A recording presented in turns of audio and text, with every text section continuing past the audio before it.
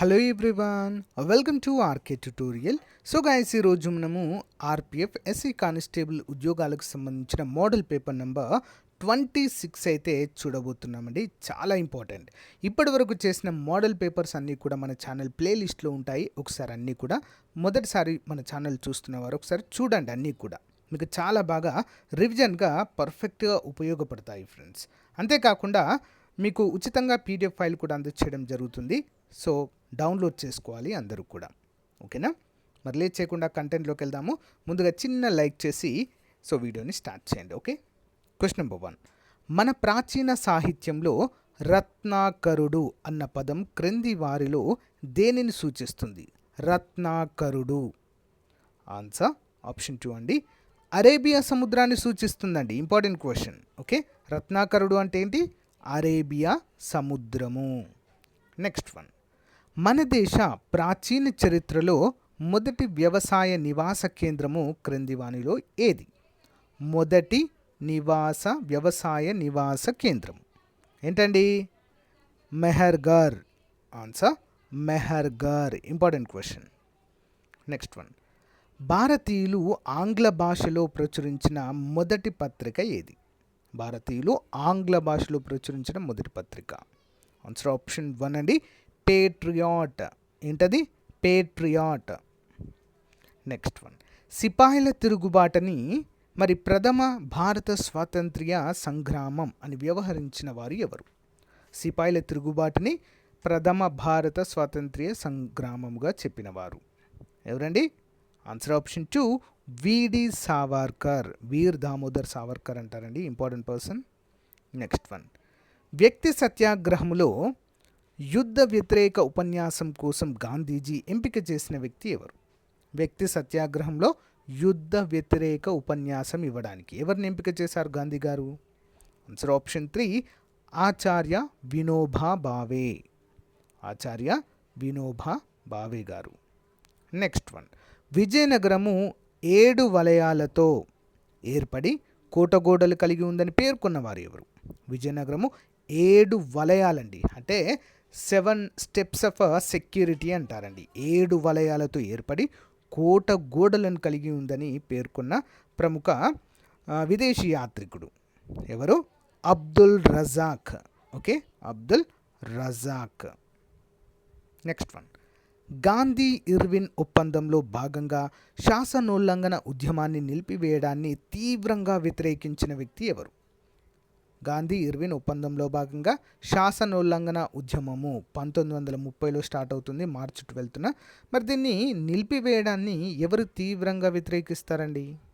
Answer option 2 Subhash Chandrabose. Okay, important. Next one.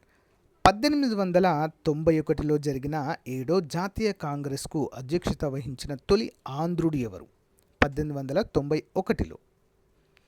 Answer option 2 అండి. P Anandacharyulu అండి. P Anandacharyulu. Next one. భారతదేశ ప్రామాణిక రేఖాంశం 82.5 డిగ్రీల తూర్పు రేఖాంశం వెంబడి మన దేశంలో ఉత్తరప్రదేశ్ నుంచి ఆంధ్రప్రదేశ్ వరకు ప్రయాణిస్తే ఏ ప్రాంతాన్ని సందర్శించలేము? భారతదేశ పటం కనుక చూసినట్లయితే తూర్పు రేఖాంశము ఈ విధంగా వెళ్తుందండి. 82.5 తూర్పు రేఖాంశము మన ఏపీలోని కాకినాడని టచ్ చేసుకుంటూ వెళ్తుంది. ఓకేనా? మరి క్రింది వాటిలో ఏ ప్రాంతాన్ని మనం సందర్శించలేమండి? చంబల్, రాయ్పూర్, సోన్ నది, ఇంద్రావతి. దేన్ని సందర్శించలేము? చంబల్ నదిని అండి. ఓకే, చంబల్ నదిని అయితే సందర్శించలేము. Next one. మన దేశానికి తీరరేఖపై రక్షణాత్మక అధికారం ఎంతవరకు ఉంటుంది? రక్షణాత్మక అధికారం తీరరేఖ పైన. 10వ ఆప్షన్ 2 అండి. 12 నాటికల్ మైల్స్ అండి. సో మన భారతదేశం ఇలా ఉన్నట్లయితే సో మన భూభాగం నుంచి సముద్రంలో 12 నాటికల్ మైల్స్ వరకు కూడా మన భూభాగం అయితే ఉంటుందండి. మీరు ఎప్పుడైనా గమనించారా? మన భారతదేశ పటంలో ఖచ్చితంగా శ్రీలంక ఉంటుందండి. ఎందుకుంటుంది? శ్రీలంక మన దేశం కాదు కదా. ఎందుకుంటుంది అంటే మన ప్రాదేశిక జలాలు up to 12 nautical miles. 12 nautical miles అంటే ఈ శ్రీలంకను దాటి ఉంటుంది. ఓకేనా? కాబట్టి శ్రీలంకను కూడా మనము చూపించుకుంటాం. అది కూడా మన ప్రాదేశిక జలాల్లో ఉన్నటువంటి దేశం కాబట్టి. ఎప్పుడైనా గమనించారా మీరు? శ్రీలంక మన దేశం కాకపోయినా కూడా మన పటంలో ఉంటుంది. ఓకే, గమనించాలి. వేసవి కాలంలో వాయువ్య భారతదేశం నుంచి ఉత్తర మైదానాలకు వీచే వేడి పవనాలను ఏమంటారు? ఆన్సర్ ఆప్షన్ 2 అండి, లూ పవనాలు అంటారు. వీటిని ఏమంటారు? లూ పవనాలు. నెక్స్ట్ వన్, ద్వీపకల్ప భారతదేశంలో పుట్టి ఉత్తర దిశగా ప్రవహిస్తూ గంగా నదిలో నేరుగా కలిసేటువంటి ఉపనది ఏది? ఆన్సర్ ఆప్షన్ 2 అండి, సోన్ నది. ఓకే, సోన్ నది. నెక్స్ట్ వన్, అసే, అమానే, బోరా అనేవి దేనికి సంబంధించినవి? అసే, అమానే, బోరా. ఆన్సర్ ఆప్షన్ 4 అండి, ఇవి ఒక పంట కాలాలుగా మనం చెప్పుకోవచ్చు. పంట కాలాలు. నెక్స్ట్ వన్, భారత్ మయన్మార్ దేశాలను వేరు చేస్తున్న పర్వతాలు ఏవి? భారతదేశాన్ని, మయన్మార్ని. ఆన్సర్ ఆప్షన్ 2 పూర్వాంచల్ పర్వతాలండి. ఏంటవి? పూర్వాంచల్ పర్వతాలు. నెక్స్ట్ వన్, క్రింది వానిలో ఏ నదిని ముచికుంద అని పిలుస్తారు? ముచికుంద ఏ నదిని పిలుస్తారండి? ఆన్సర్ ఆప్షన్ 2 మూసీ నదిని పిలుస్తాము. కృష్ణా నదికి ఉపనది అండి మూసీ నది. ఈ యొక్క మూసీ నదికే ముచికుంద అనేటువంటి పేరు కలదు. నెక్స్ట్ వన్, ప్రపంచంలో కూరగాయల ఉత్పత్తిలో చైనా తర్వాత 2వ స్థానంలో ఉన్న దేశం ఏది? ఏంటండి? భారతదేశమే. ఓకే, నెక్స్ట్ వన్, మన దేశంలో తొలిసారిగా డిమానిటైజేషన్ ఏ సంవత్సరంలో చేయడం జరిగింది? డిమానిటైజేషన్ ఎప్పుడు చేశారండి తొలిసారిగా?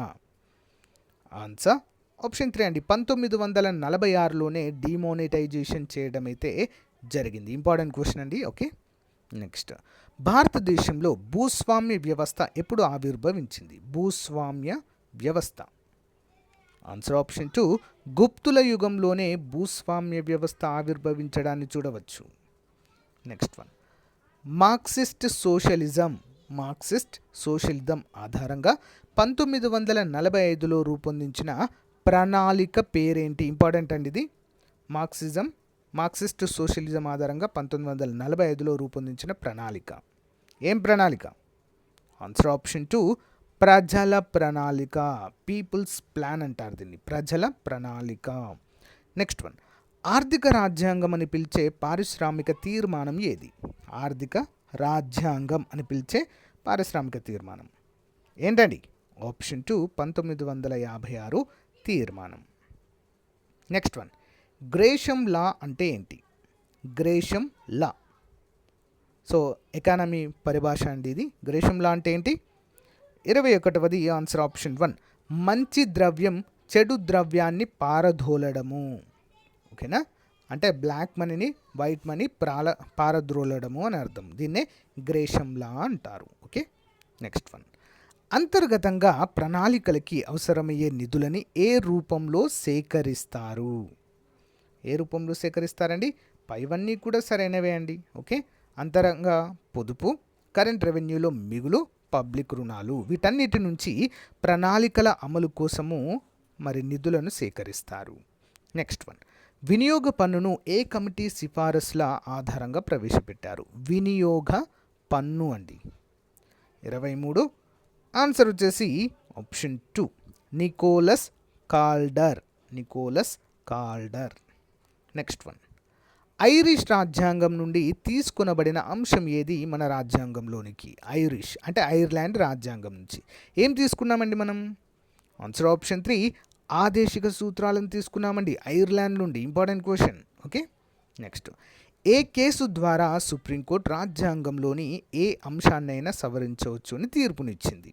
రాజ్యాంగంలోని దేన్నైనా సవరించవచ్చు అంటూ సుప్రీంకోర్టు తీర్పునిచ్చిందండి. ఏ కేసులో భాగంగా? కేశవానంద భారతి కేసులో అండి. Important question. కేశవానంద భారతి కేసులో యొక్క నిర్ణయం అయితే తీసుకోవడం జరిగింది. ఓకే, సో గైస్ ఇప్పుడు ఒక చిన్న అప్డేట్ అయితే చూద్దామండి. చూసిన తర్వాత మనము క్లాస్ని కంటిన్యూ చేద్దాం. ఓకే, హే గాయస్, మన ఛానల్లో ఉన్నటువంటి నిరుద్యోగ అభ్యర్థులకు బంపర్ ఆఫర్ అయితే తీసుకురావడం జరిగిందండి. ఆర్ఆర్బీ ఆర్పీఎఫ్ ఉద్యోగాలకు సంబంధించి కంప్లీట్ కోర్స్ అండి. Full classes PDF test series 699 రూపీస్కి అందిస్తున్నామండి. బైలింగ్వల్లో ఉంటుంది. అంతేకాకుండా mega test series A to Z complete సిలబస్లో భాగంగా దాదాపుగా 30,000 ప్రశ్నలతో టెస్ట్ సిరీస్ అందిస్తున్నామండి. 1 year వ్యాలిడిటీతో 249 రూపీస్ మాత్రమే. ఇవి రెండు కూడా మన యాప్లో ఉన్నాయండి. యాప్ లింక్ వీడియో డిస్క్రిప్షన్లో ఉంది. ముందుగా డెమో చూసి మీకు నచ్చితే వెంటనే కోర్స్ తీసుకోండి ఫ్రెండ్స్. ఏమైనా డౌట్ ఉంటే మన టెలిగ్రామ్లో కానీ వాట్సాప్లో జాయిన్ అయ్యి నాకు మెసేజ్ పెట్టండి. Thank you. 91వ రాజ్యాంగ సవరణ చట్టం ప్రకారము కేంద్ర మంత్రి మండలిలో మొత్తం లోక్సభ సభ్యుల సంఖ్య ఎంత శాతం మించకూడదు? ఆన్సర్ ఆప్షన్ 3 15% మించకూడదండి. నెక్స్ట్ వన్, రాజ్యాంగ పరిషత్లో మహిళల వర్గానికి ప్రాతినిధ్యం వహించిన వారు ఎవరు? రాజ్యాంగ పరిషత్లో మహిళల వర్గానికి ప్రాతినిధ్యం వహించిన వారు ఆప్షన్ 3 హంసా మెహతా గారండి. ఎవరు? హంసా మెహతా గారు. నెక్స్ట్, సాధారణ ఎన్నికల్లో ఓటు హక్కును వినియోగించుకున్న మొదటి రాష్ట్రపతి ఎవరు? సాధారణ ఎన్నికల్లో ఓటు హక్కు వినియోగించుకున్న మొదటి రాష్ట్రపతి 28 ఆప్షన్ 4 అండి, KR Narayanan garu. Okay. Next one, habeas corpus రిట్ను జారీ చేసే అధికారం ఎవరికి ఉంది? ఎవరికి ఉందండి habeas corpus writ? Answer option 4 సుప్రీంకోర్టుకు ఉంటుంది, హైకోర్టులో కూడా ఉంటుంది. ఓకేనా? సో 32వ ఆర్టికల్ ప్రకారం సుప్రీంకోర్టుకి, 226వ ఆర్టికల్ ప్రకారము హైకోర్టులకు మరి రిట్లు జారీ చేసే అవకాశం అయితే ఉంటుందండి. Next one, due process of law. Due process of law అంటే ఏంటి? ఆన్సర్ ఆప్షన్ 2 చట్టం నిర్ధారించిన పద్ధతి. చట్టం నిర్ధారించిన పద్ధతినే డ్యూ ప్రాసెస్ ఆఫ్ లా అనే పేరుతో పిలుస్తాము. నెక్స్ట్, 21వ కామన్వెల్త్ క్రీడలు ఏ దేశంలో జరిగాయి? 21వ అండి. 21వ ఎక్కడ జరిగాయి మరి అంటే ఆస్ట్రేలియాలో జరిగాయి 21వ. 22వ ఎక్కడ జరిగాయి అంటే బర్మింగ్హామ్ ఇంగ్లాండ్లో జరిగాయి. బర్మింగ్హామ్ ఇంగ్లాండ్లో జరిగాయి 22వది. 21వది Australia. Okay. Next one, under cricket world cup 2024 విజేతగా నిలిచిన జట్టు ఏది? ఏ జట్టు విజేతగా నిలిచిందండి? అండర్-19 క్రికెట్ వరల్డ్ కప్ 2024 ఇటీవల జరిగింది. ఆస్ట్రేలియా విన్నర్ అండి. ఓకే. మన ఇండియా రన్నరప్గా అయితే నిలిచింది. నెక్స్ట్ వన్, 2024 గణతంత్ర దినోత్సవ వేడుకలకు ముఖ్య అతిథిగా ఎవరు వచ్చారు? ముఖ్య అతిథి ఎవరండి? Emmanuel Macron. Emmanuel Macron France యొక్క ప్రధాని అండి వీరు. నెక్స్ట్ వన్, చర్మ వ్యాధులు చెవిపోటు నిరోధించేటువంటి ఔషధం కెంఫర్ను ఇచ్చే మొక్క శాస్త్రీయ నామం ఏంటి? చర్మ వ్యాధులని చెవిపోటు నివారించేటువంటి ఔషధం ఉండేటువంటి కెంఫర్ అనేటువంటి మొక్క శాస్త్రీయ నామము. ఆన్సర్ ఆప్షన్ 3 అండి. ఏంటది? ఆసియం సన్క్రమ్. ఆసియన్ సన్క్టామ్ అనేటువంటి పేరు గల మొక్క. నెక్స్ట్, పీరియడ్లలో ఎడమ నుంచి కుడికి వచ్చిన పరమాణు పరిమాణము ఏమవుతుంది? పీరియాడిక్ టేబుల్ ఉంటుంది కదా అండి, ఆవర్తన పట్టిక అంటాము. దాంట్లో ఎడమ నుంచి కుడికి వచ్చిన పరమాణు పరిమాణము ఏ విధంగా ఉంటుంది? ఆన్సర్ ఆప్షన్ 2 అండి, తగ్గుతూ ఉంటుంది.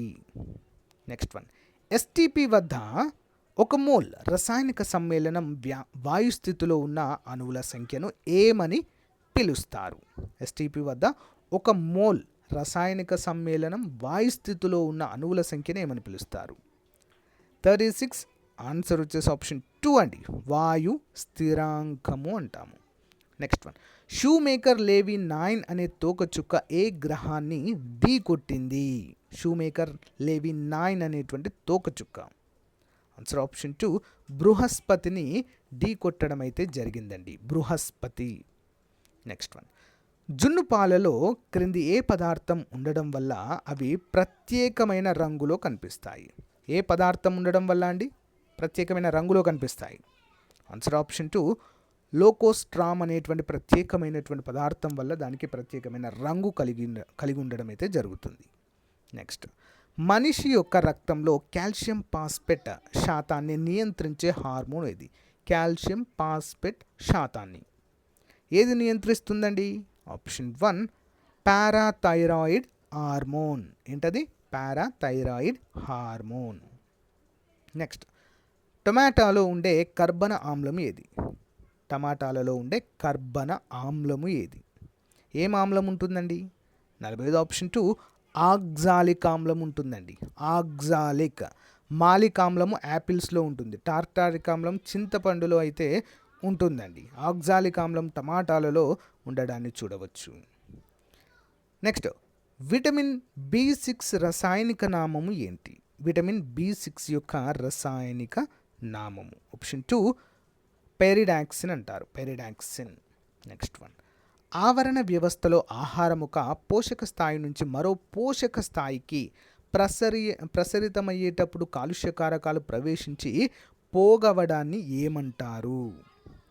ఆన్సర్ ఆప్షన్ 1 అండి, జైవిక వృద్ధీకరణము అంటారు దీన్ని. జైవిక వృద్ధీకరణము. నెక్స్ట్ వన్, పార్కిన్సన్ వ్యాధి క్రింది వాటిలో ఏ అవయవ వ్యవస్థకు సంబంధించింది? పార్కిన్సన్స్ వ్యాధి. 43 ఆప్షన్ 3 అండి, నాడీ వ్యవస్థకు సంబంధించినటువంటి వ్యాధి అండి ఇది, పార్కిన్సన్స్ వ్యాధి. నెక్స్ట్ వన్, ఆధార్ గోప్యత భద్రత కోసం UID ఇటీవల ప్రవేశపెట్టిన తాత్కాలిక వర్చువల్ ఐడిలో ఎన్ని అంకెలు ఉంటాయి? తాత్కాలిక వర్చువల్ ఐడిలో ఎన్ని ఉంటాయండి? ఆప్షన్ 2 16 అంకెలు ఉంటాయి ఇందులో. నెక్స్ట్ వన్, గండికోట చిత్రావతి ఎత్తిపోతల పథకం ఆంధ్రప్రదేశ్ రాష్ట్రంలోని ఏ జిల్లాలో ఉంది? 45 ఆప్షన్ 2 అండి, కడపలో ఉంది. ఎక్కడది? కడపలో. Next one, Indian army day ఏ రోజున నిర్వహిస్తారు? ఇండియన్ ఆర్మీ డే జనవరి 15వ తారీఖున. నెక్స్ట్ వన్, ఇంపర్ఫెక్ట్ పేరుతో తన ఆటోబయోగ్రఫీని విడుదల చేసిన భారత క్రికెటర్ ఎవరు? ఇంపర్ఫెక్ట్. 47 ఆప్షన్ 2 అండి, సంజయ్ మంజ్రేకర్. నెక్స్ట్ వన్, సుకోయ్ 30 యుద్ధ విమానంలో ప్రయాణించిన భారత తొలి మహిళా రక్షణ శాఖ మంత్రి ఎవరు? ఆప్షన్ 2 నిర్మలా సీతారామన్ గారండి. Important question. ప్రపంచ ప్రతిభా పోటీతత్వ సూచి 2018లో భారత్ ఏ ర్యాంకులో నిలిచింది? 49వది. ఆన్సర్ ఆప్షన్ 3 అండి, 81. క్రింది వాటిలో ఏ పదం Oxford dictionary of Hindi word of the year 2017గా ఎంపికైంది? ఆన్సర్ ఆప్షన్ 2 ఆధార్ అనేటువంటి పేరైతే ఎంపిక కావడం జరిగింది. సో గాయస్, ఇది రోజుకు సంబంధించిన మోస్ట్ ఇంపార్టెంట్ మోడల్ పేపర్. మళ్ళీ రేపటి క్లాస్లో మరొక ఇంపార్టెంట్ మోడల్ పేపర్తో మీ ముందుకు వస్తాను. Thank you guys, thank you for support. Have a nice day. Bye.